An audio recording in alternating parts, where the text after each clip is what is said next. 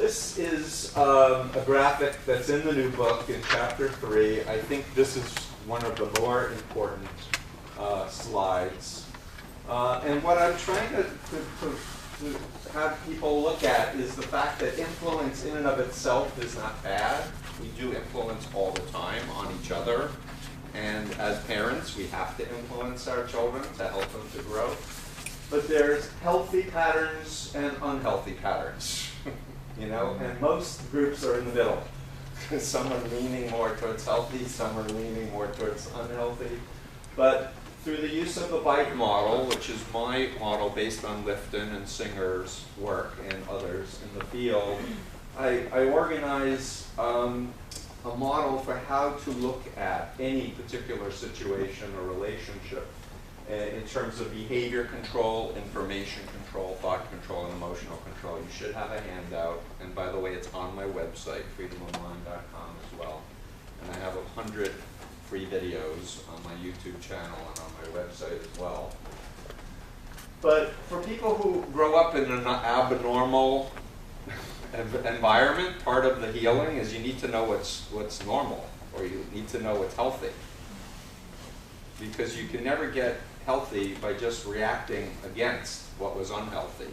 You have to know what's healthy and practice it and internalize what's healthy. It's a very key point. And the theme is respecting the uniqueness of each person. Their individuality, their free will, their conscience. And the groups that we're all concerned about, they want to clone people. They want to make people a stamp, to make them think the right way, feel the right way, act the right way, internalize the doctrine, internalize the leader, and do what they are told to do. So it's all about dependency and obedience as opposed to free will and conscience. This side is about love.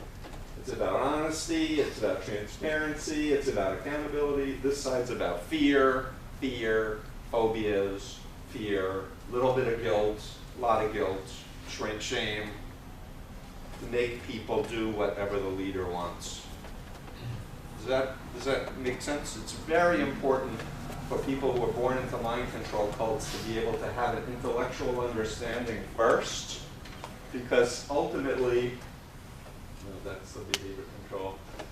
I'm not going to go through the whole thing because you can read them all, but not every group does every single one of these, but the more you can tick off, the further it goes that way. Because I have so little time and I want to focus on healing strategies, and I want to presume that most of you know the basics of my work. We can come back to that. Come back to this. So another thing to think about with that other graphic, this is another one from chapter 3 of the New Combating, is this notion that the cult is different at different levels, that truth changes depending on where you are. And in fact, most members are down here or even out here, not living in a compound, but are nevertheless being influenced. And there really should be lots of filaments coming out here. And I just came from a conference in Toronto on Scientology with my friend John Atack, who was an OT5. If anyone knows anything about Scientology, he had attained a very high level on the ridge to total freedom. But he was an independent. He was a public. So he was living by himself, but he had a filament here, right directly into his brain of the belief system of the group.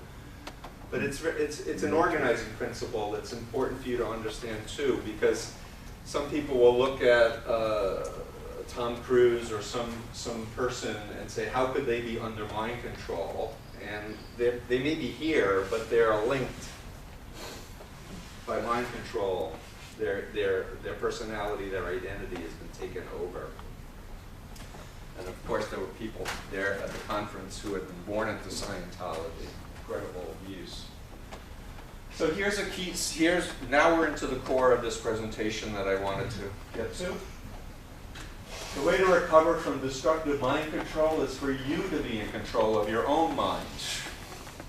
It sounds simple, but it takes a lot of energy and effort and knowledge to do what needs to be done for you to reclaim your personal power.